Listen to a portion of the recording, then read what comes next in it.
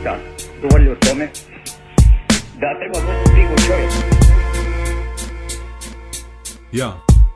sjedim i chillam između 4 zida, muzika svira, na stolu načeta piva, brate gotiva, piše mi kad dosta papira, dok ova violina u srce me dira, ne da mi mira, tjera me da odvrnem do daske, al ne smijem pojačat jer komšije kakima, nek seru brate, ne očekujem da me neko razumije, ako im se ne sviđa znaju brod murije, nek me vode, zatvore, nek me svaki drot prebije, zbog preglasne muzike, al ne kontaju da meni je ovo više od repa, ovo je život u svakom stihu, kamen što mi na srcu leži i utiče na psih, ovo je igračka dječaka 25-godišnjaka, u duši bosanac i uvijek ću ostat takav, otišao na zapad, tako me životni put nanese i sad tražim svoju kuću jer kod kuće je najljepše.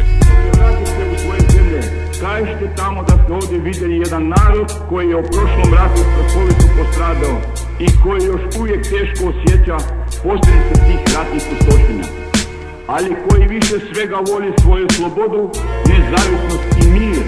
i spreman je da se uvijek žrtvuje za te principe. Dome, slatki dome, to jes ako ga imate, gledam raseljena lica pa pitam Boga ima li te, zar ne vidiš šta ljudi rade kako se mrze i inate, čovjek krenu u svoju kuću, htjeli da ga izmlate i sad neće da ga prihvate ni oni preko grane, bez potvrde da je poludio, da je silovan ili ranjen, sve je to stranje, al šta ćeš kad nemaš izbora, psuješ život, al šutiš i trpiš jer si primoran, krećeš sve iznova, više se ne bojiš novih početaka jer od kuće bježiš još od prvih metaka, tetki i tetaka se sjećaš samo ko krosan, zadnji put si ih vidio kada je bila mirna Bosna, samo kontaš da li su u Kanadi ili u Švici kod Ajđe, toliko smo razbacan da ne znaš za svoje najbliže, ne bi ga ni prepozno, da ti sutra usput naiđe dok luta svijetom traži kuću jer kod kuće je najljepše.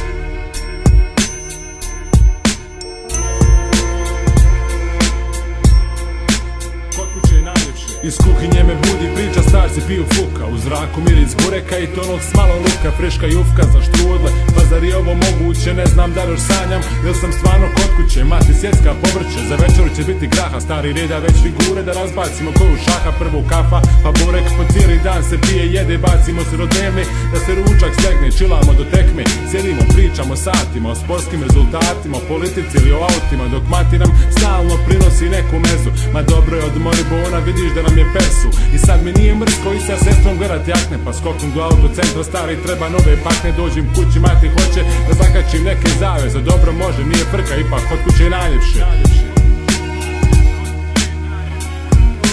Kod kuće je najljepše, najljepše.